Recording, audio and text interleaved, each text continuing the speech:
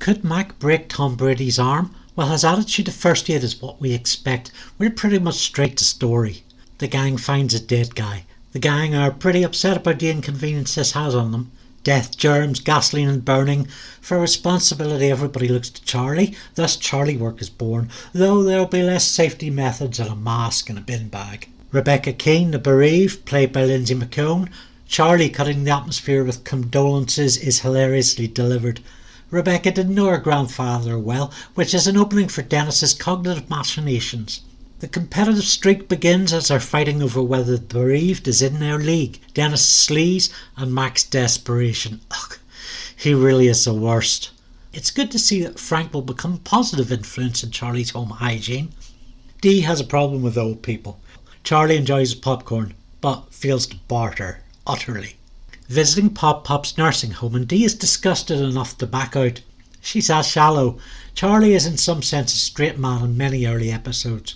Charlie is mistaken as Dennis and goes through with the charade, not because he's selfish or shallow, which he is, but because he feels it's his responsibility to do so. He's a kid on a passive adventure of exploration.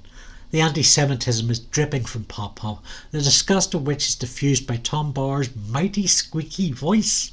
It's a tricky part of this script, setting the grounds for a great payoff. Mac and Dennis are still trying to one-up one another for the attention of Rebecca. Love McElhenney's display of obsequiousness. Charlie's adventure, going back to see Pop, he's sliding into that Dennis impersonation. The funeral begins with a quick squabble at the soup kitchen, inspiring Dennis's big lie. Frankie Rowell, uncredited, plays a minister, credited as Father McPoyle. Interesting. Mac is inevitably betrayed by Dennis, and the gift to begin all gifts. There's something immensely funny about Charlie in the SS uniform.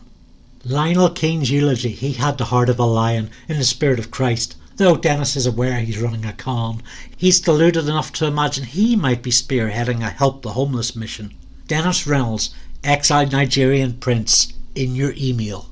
So Charlie and Mac try to sell their Nazi gold, and of course it goes as badly as any of the gang's other business meetings will. There's a really great video essay by Movie Sketch that posits the most important character in Sonny is a normative witness to their actions, whose world they barge into, link in the description.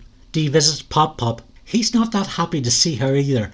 Pop knows how tormented Dee is, wrinkled hands on young face, too good to resist. For Mac and Charlie, it's always fun to burn things. Dennis comes to gloat about the sex he's just had, and Mac is silenced until the reveal that Dennis's grandfather's a Nazi. And while the episode just sort of ends in Charlie's dive of an apartment, there's something very funny about this man and his hat and cereal. The Reynolds twins' sheer awfulness drives this episode, with Mac and Charlie moving to subvert them. Identity fraud is a means to an end for the guys, and the bigotries Dee holds by judging the elderly community. Solid casting, wacky scenarios, anarchic characters, and a lively range of locations.